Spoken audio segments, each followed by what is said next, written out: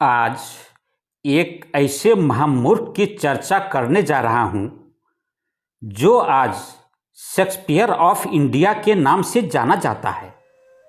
हो सकता है कि यह मोटिवेशनल वीडियो कुछ लंबा हो जाने के कारण इसे 2 पार्ट में बनाना मजबूरी हो जाए, इसलिए आग्रह है कि इस मोटिवेशनल वीडियो को अंत तक सुनने का जरूर प्रयास करें, मनोबल बढ़ जाएगा। एक अत्यंत बुद्धिमान और रूपवती राजकुमारी का यह प्रण था कि वह ऐसे युवक से विवाह करेगी जो उसे शास्त्रार्थ में हरा देगा। बहुत बड़े बड़े विद्वान उससे हार गए। हारे हुए विद्वानों के मन में बहुत ग्लानि हुई। इसी जलन के कारण राजकुमारी से बदला लेने के लिए एक महामूर्ख युवक के तलाश में जुट गए।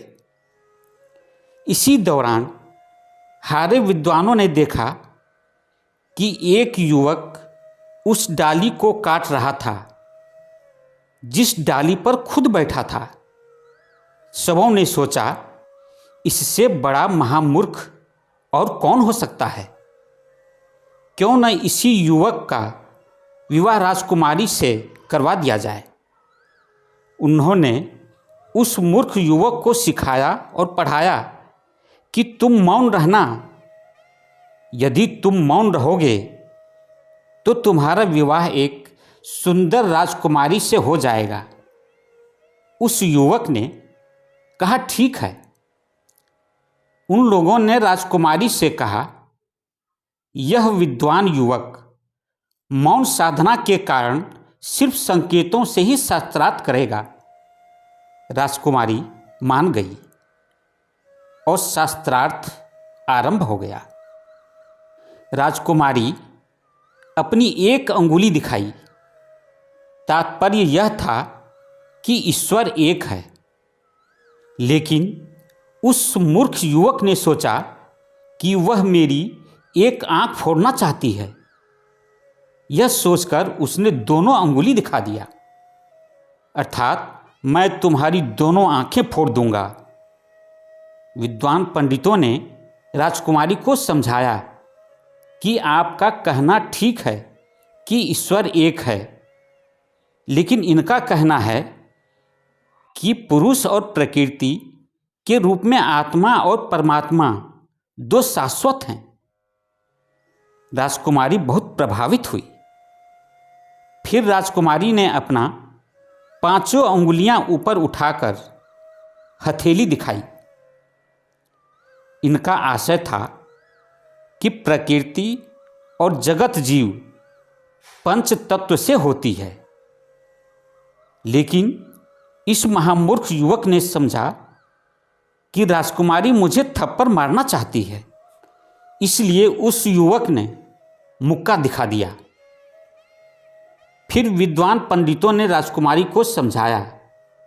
इनका कहना यह है, जब तक पंच तत्व अलग अलग रहेगा सृष्टि नहीं होगी। इसके लिए पंच तत्वों को एक होना होगा, तभी सृष्टि होगी। यह सुनकर सभा मंडप में तालियां बजने लगी। अंत में राजकुमारी हार मानकर उस मूर्ख युवक से विवाह कर लिया। विवाह के 2-3 दिन बाद ही राजकुमारी समझ गई कि मेरे साथ बहुत बड़ा छल हुआ है। मेरा पति तो बिल्कुल अंगूठा छाप है। वह बहुत ही क्रोधित और दुखी हुई। उन्होंने अपने पति को धिक्कारते हुए घर से निकाल दिया और कहा कि जब तक ज्ञान प्राप्त कर पूर्ण पंडित ना बन जाना, तब तक घर वापस मत आना। पति को तिरस्कृत कर दिया।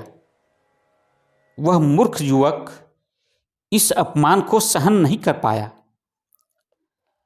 आज वीडियो अधिक लंबा न हो जाए, इसे ध्यान में रखते हुए आज का वीडियो अब समाप्त करता हूं।